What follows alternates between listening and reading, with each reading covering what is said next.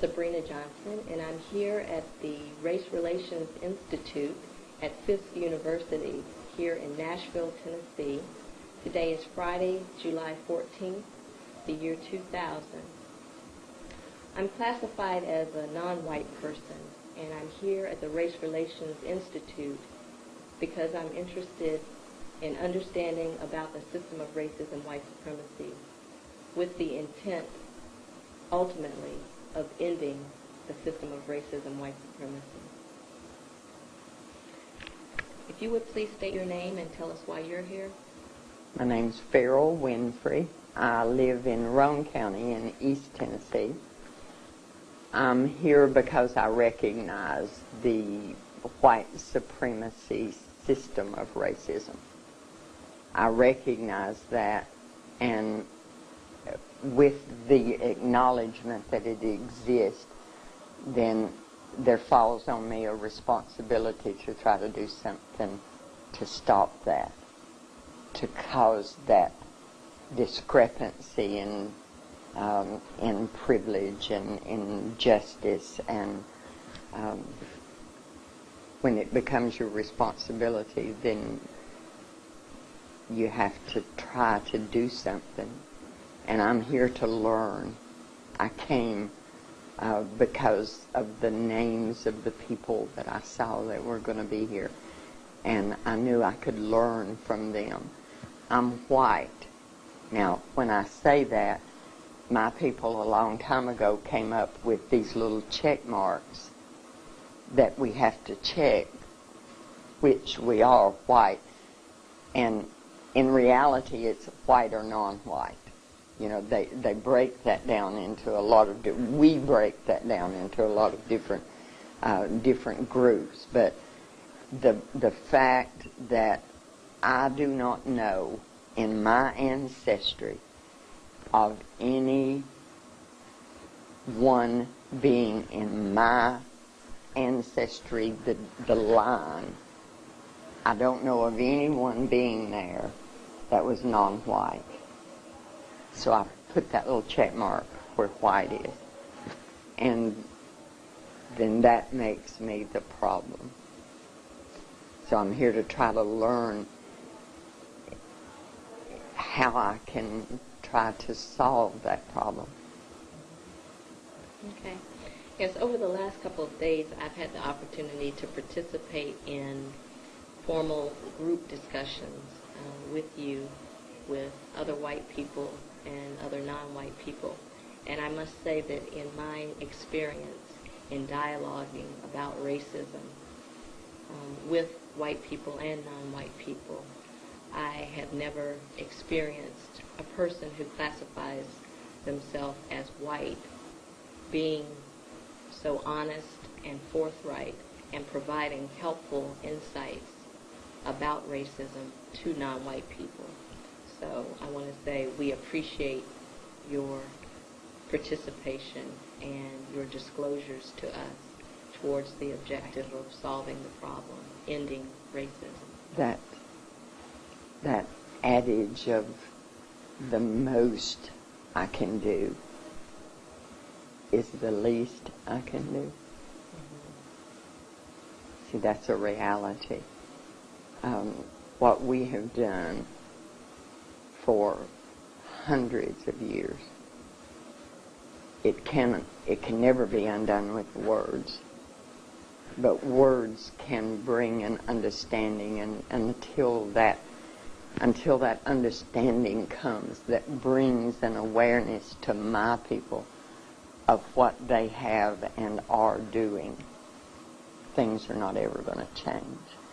The changes have to come from action, but the action have to be brought about by words. So I praise God if that has happened, and if I've been able to be a part of that, then I praise Him for it, and I thank you for saying it. Mm-hmm. Yeah, it's been my experience that when people who are classified as non-white dialogue with people who classify themselves as white about racism, emotion tends to really run high. And so I really appreciate that you believe, as we believe, as you've stated, that truth is more important than comfort, because oftentimes non-white people feel embarrassed and white people feel offended when a discussion about racism occurs. So we look forward to doing what I believe is the Creator's will, and that is for us to live in truth, not in denial and deceit. Yes. And I recognize that that is necessary in order to end racism. Could you begin by stating what your perspective is about the existence of racism? Just talk about what it is. I agree with the principle, the theory, the principle, that racism is prejudice plus power. I had a conversation yesterday with a black man and he said that he knew some of his people who were racist, and I talked with him about that, because without the power to take that prejudice and actively place it into position to cause people to do or not do, then it is simply just prejudice. And I believe that. So that's the premise from which I come, that racism, you have to have that power in order for there to be racism. And most white people would look at me and say, I don't have any power.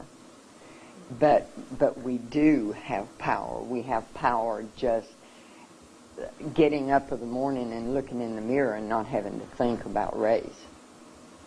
That places us into a position to where our minds are clear and that it's a problem that we don't have to deal with. We don't think about it because we don't have to think about it. It's not something that completely controls our lives. So there, from the very beginning, when we wake up of the morning, then we have an advantage, and that advantage comes from the color of the skin. When we go into a store and we're not assumed that we're going to be a shoplifter simply because of the color of our skin, that is an advantage. When I walk down the street and I'm more safe, now that's not saying nothing would happen ever to me, but I would be more safe walking down the street alone than you would be. That is racism, because of that unequal playing field that's there, that gives me advantage simply because of the color of my skin. Then that's what's wrong. See, the fact that there's anything out there. I've been accused of betraying my people, my race, my faith, my gender, everything, because of the beliefs that I have, that when we take advantage of those things, then we are being white supremacist. Because most people, when they think about someone that's white supremacist, they're thinking about the guy in the fatigues and he's in the woods and he's shooting and target. But I am being white supremacist when I accept an establishment that gives me more than it gives you. If I know that, if this is something that I'm aware of, and I take advantage of that, then that makes me, I believe, that puts me in the category of being a white supremacist. Now, how do I not take advantage of it? because I've had white people ask me this. How do I not take advantage of it? Do I not take a job that I know is given to me because I'm white, and if I had been black, I wouldn't have gotten that job? Do I not take that job? I have to eat. My children have to eat. So we get into realities, and there are things that we cannot not do. So we are white supremacists because we are taking advantage of a system. But what we have to do, what we must do, is to try to stop that system from being as it is. Try to undermine that system in any way that is legal and not going to land you in jail, hopefully, rightfully land you in jail. But you have to fight it. You have to try to stop it. But that still doesn't stop you from taking advantage, because every day of your life as a white person, all day, everything that you do, everywhere you go, you are taking advantage of being white. Most of my people, they don't think about that. They've never had to think about that, which is the greatest advantage of being white. They don't have to think about it. It's not a determining factor in their life. That is a conscious factor. And I'm talking too much. No, you're not talking too much. Please. As a person who classifies himself as white, and even as white supremacist, as you have just stated, what specifically do you view your role to be as you interact with other people who classify themselves as white? I've said for a long time God's placed me on a path that there's not many other footprints on that path. There are some. Thaddeus Stevens he's one of my heroes. Most white people wouldn't have any idea who he is. I have the responsibility to try to change him. I don't actively celebrate the 4th of July because you don't have freedom. You're not free. You have oppression every day of your life.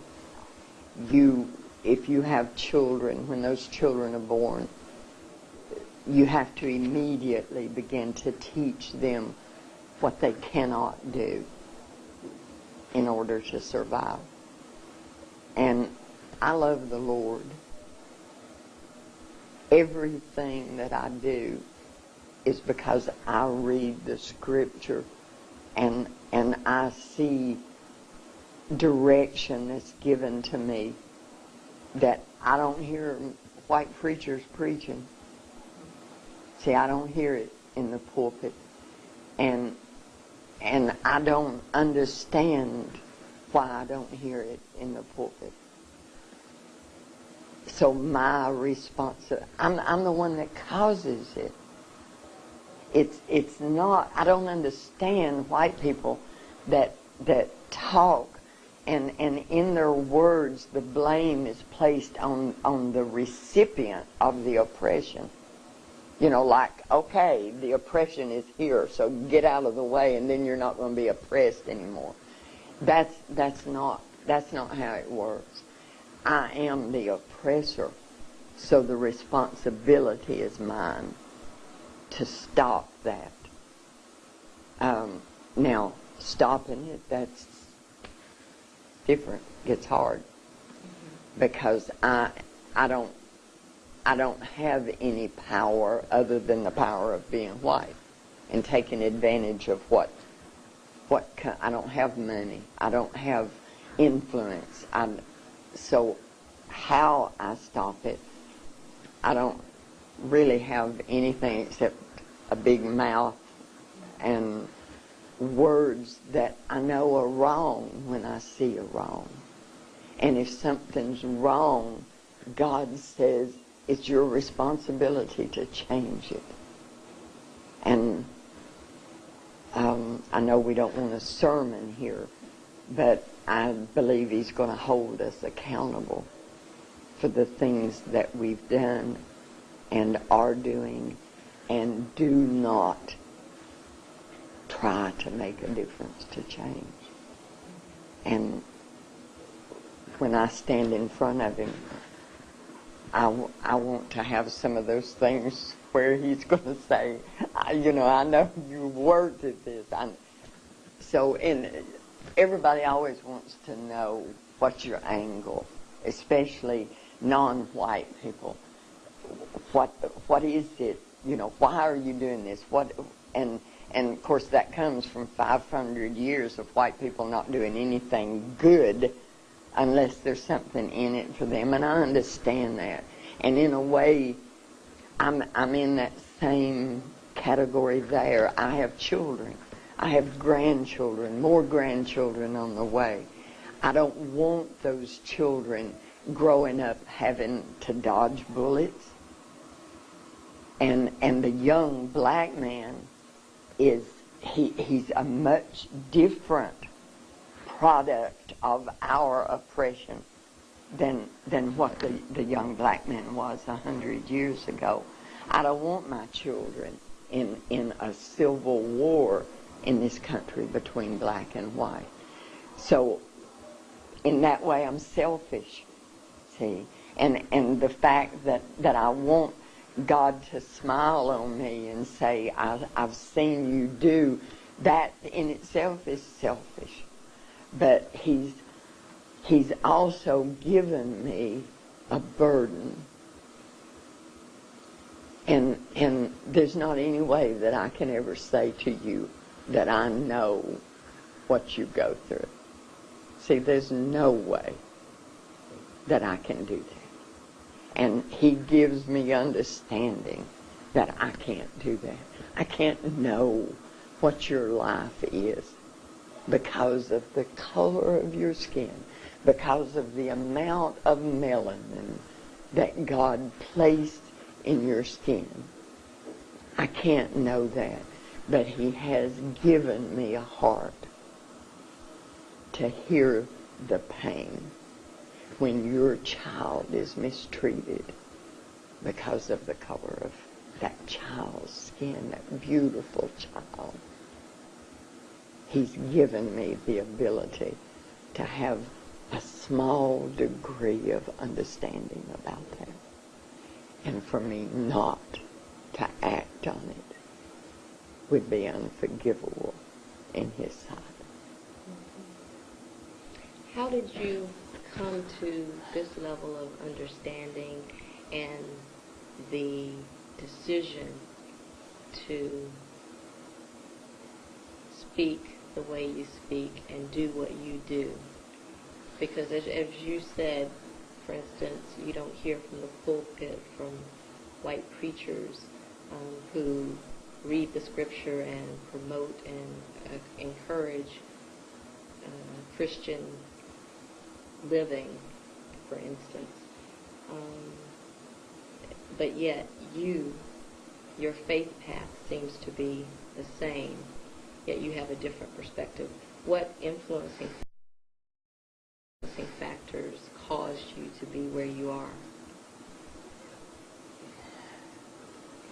I don't want it to sound trite when I say that God reached down and touched me at an early age. I had, excuse me, if any of my kinfolk ever see this, then I'll lose more than what I've lost already.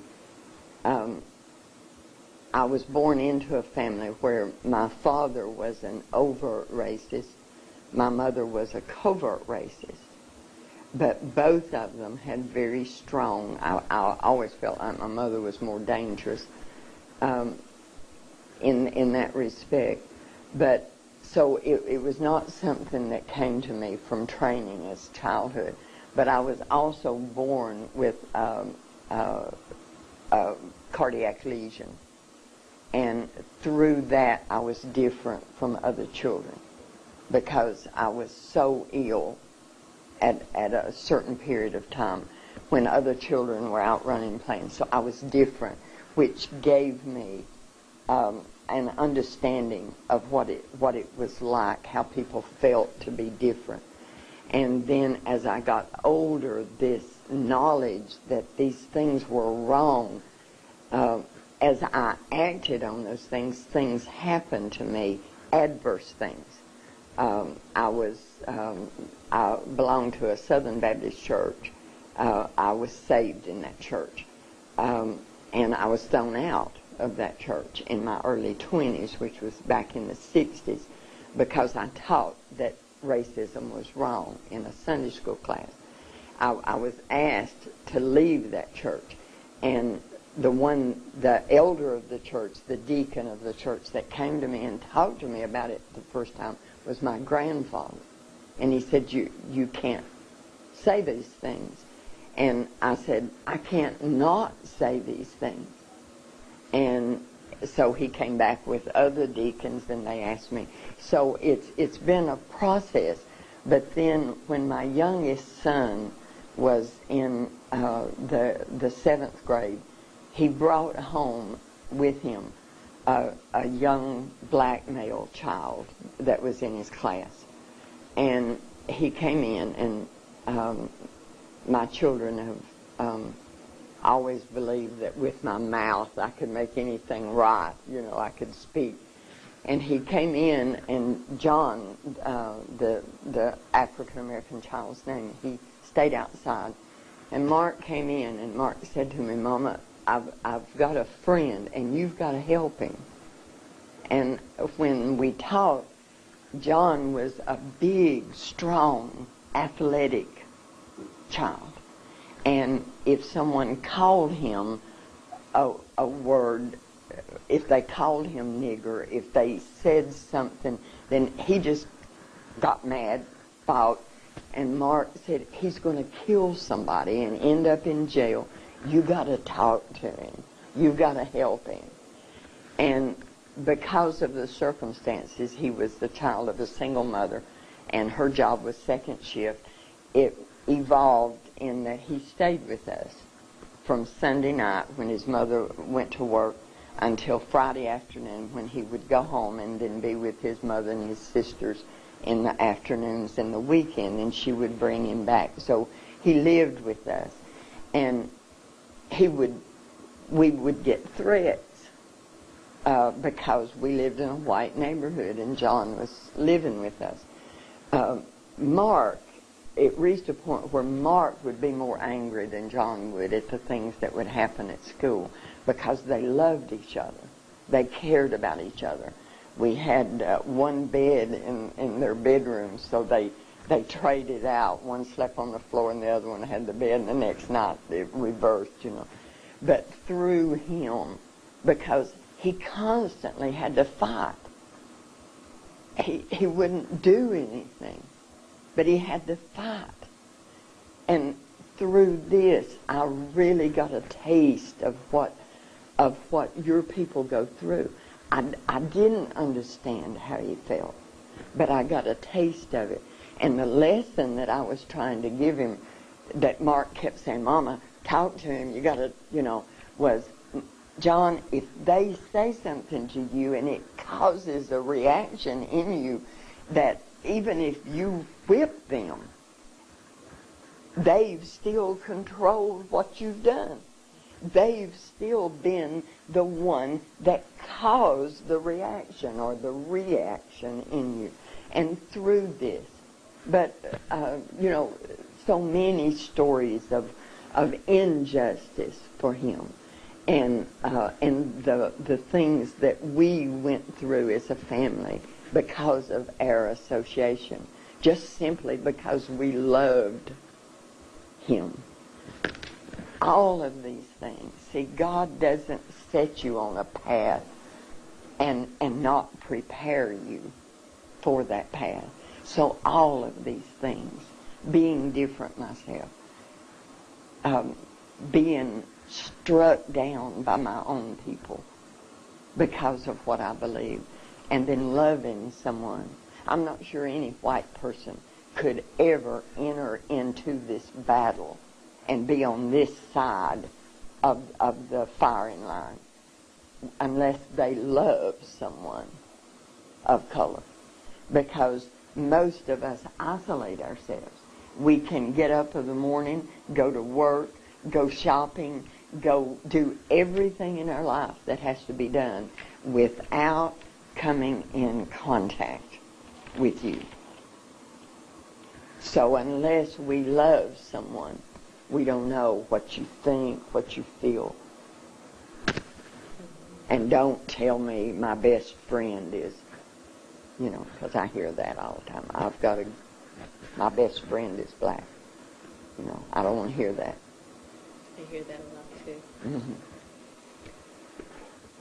If you've stated that you're interested in solving this problem and ending racism, in your view, if the system of racism, white supremacy, is ended, what benefits would white people experience?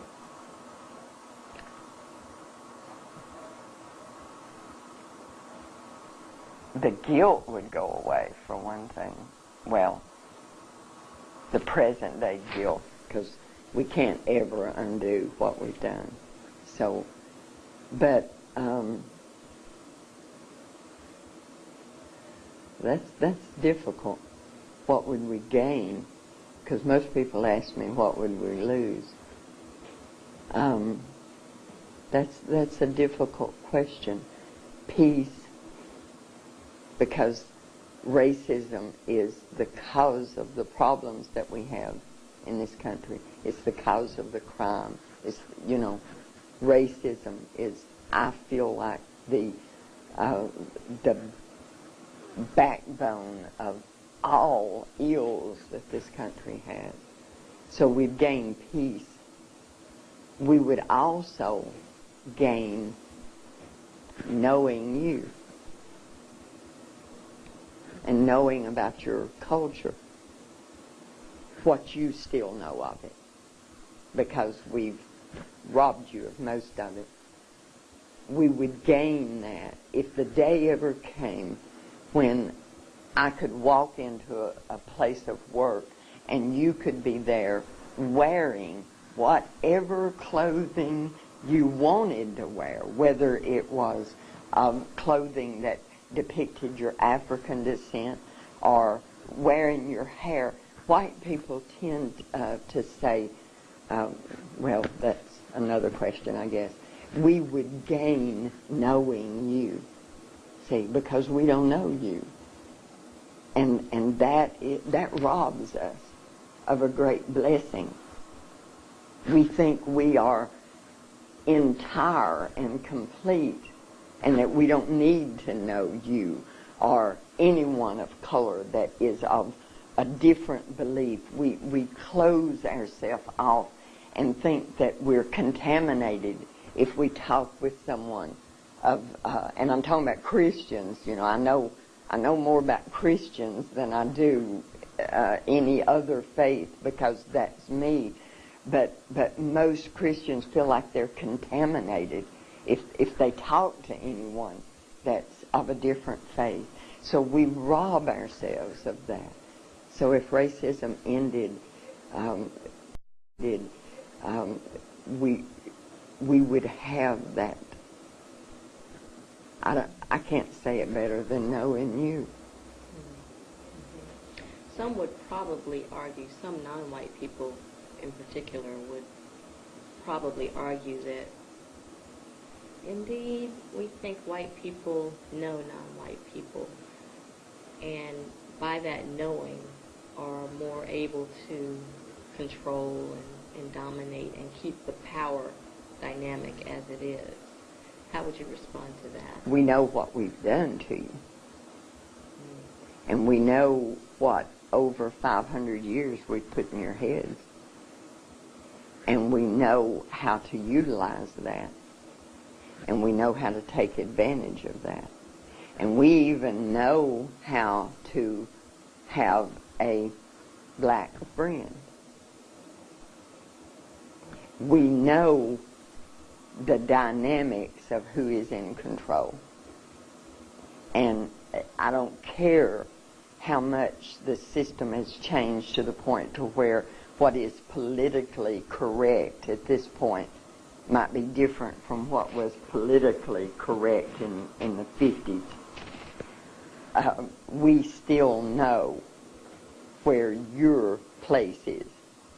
We know where our place is. And to me, the greatest deception that we've caused is that your people believe us when we say, this is my place and that is your place. Because I see evidence, and especially in seminars like this, because I will hear non-whites speak, and I hear them speak when they don't even know that they're speaking from a position that I have told them is the only way they're going to be allowed to succeed to that degree that I'm going to let them come up that ladder. Of course, I'm just going to let them come up so far. But the greatest sadness for me is that they don't even know. See, I have done such a good job that they don't even know that I've done this to them. A strong black man one time said to me, one of the greatest things you can do for my people is to stop shedding any tears. Because I'm very emotional. I get very emotional because this is my heart. And it's what I will probably die doing. I have no illusions about what my people think about the work that I do. And I realize that. But when I talk with someone, it would be very easy for me to begin to weep at what we do and what we have done. And he said to me, you must stop the tears, because my people are so conditioned to putting their arms around you and comforting you when you weep, then they are no longer strong. Their strength that is coming from standing up and saying, no, you're not going to treat me like that. That strength is gone because they've got their arms around you, comforting you. And I have tried to listen to the wisdom of that very, very wise man. I can't always, When I sat in that room the other night, when the author of Without Sanctuary, when he was speaking and those pictures were there of the lynchings, the methods that we have used to keep control, I wept, that I couldn't. But when I wept, his words came back to me, because all around me, the non-white people would reach out and comfort me. My God, there in front of, I don't understand it. See, I don't understand the closeness that your people have with the Mother Earth, with the concept of beginnings, God Himself. There is so much of that in you that you can forgive me and comfort me when I'm weeping at what I've done to you. See, that's beyond my understanding. I don't understand the the the kindness,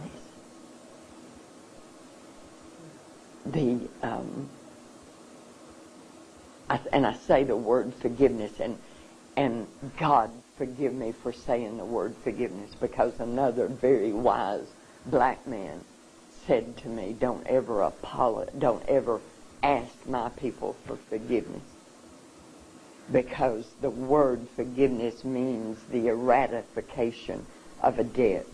If someone owes you money and you forgive that debt, then they don't owe you anymore. And I don't want to ever be a part of, for even a moment between just the two of us, eradicating any part of the debt that I owe you, because it's a just debt. And it's a debt that needs to be repaid to the fullness of my ability to repay.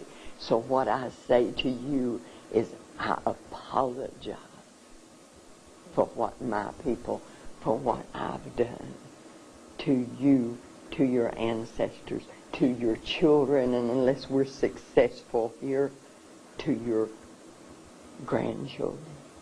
I apologize. And I mean that. See? And to any non-white that hears me. But I don't ask your forgiveness. Did I go off? No, all of this is relevant and helpful. So, speak as you will.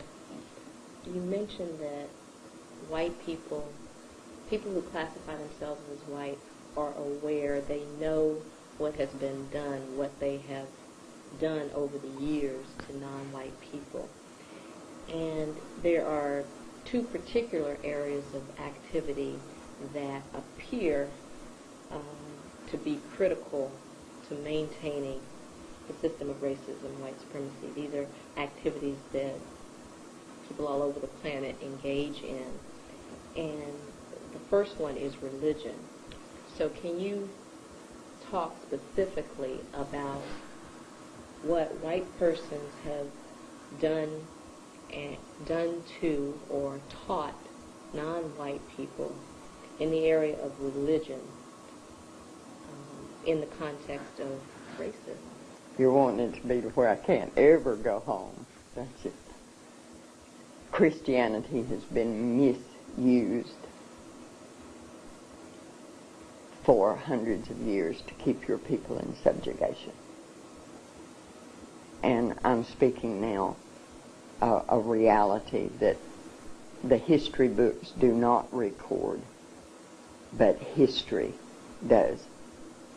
Christianity was used because if I said, okay, you don't believe the way I believe, and Christianity is the best way to believe, so I'm going to take you, and it's going to be for your own good, honey.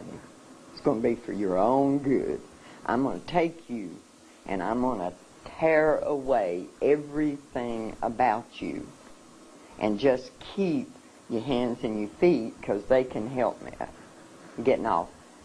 But I'm going to do this for your own good, because I'm going to give you a God. Now, what does that God look like?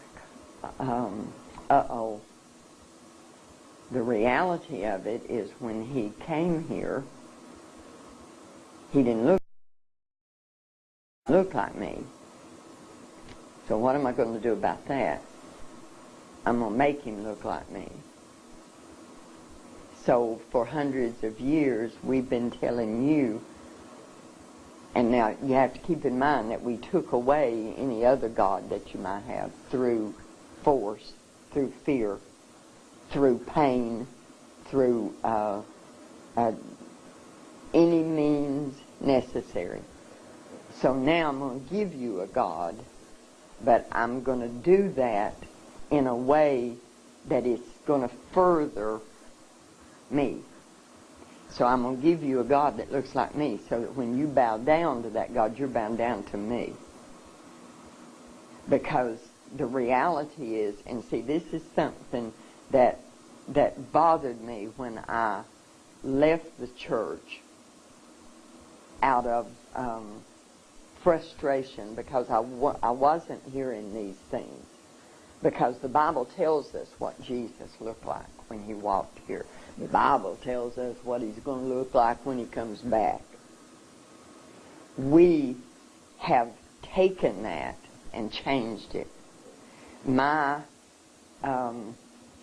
One of my grandchildren, when he was about 8 years old, I have a black nativity in my home that I put out at Christmas. And he had been there several times, and all of a sudden one day he brings me the baby Jesus. And he says, "Mama, this is not right." And I said, "What's not right?" He said, "This is not right, Mama." Now, this is a child that every time he's with me, he gets lessons in this. My son says to the point to where he has to deprogram them when he gets them back home. This child knows where my heart is. This child, but this is not right, Mama. What's wrong? Tell me. Jesus wasn't black. Jesus was white. Who told you that? And then we have this great conversation. I tell them it's not something you have to go back and fight. You don't have to go, because I don't want them beaten down until they're strong enough to know for what they believe, you know. But I want him to know the truth. I said, in your mind, in your heart, know. Do you remember when Jesus went to Egypt? He hid in Egypt. The people in Egypt, honey, they're not white people. How could he hide there? See, so that we've done that. We've given your people a God that looks like me so that you don't have any qualm about bowing down to me. See, because this is the image of God. I don't know of any sin that we've committed that's greater than that one.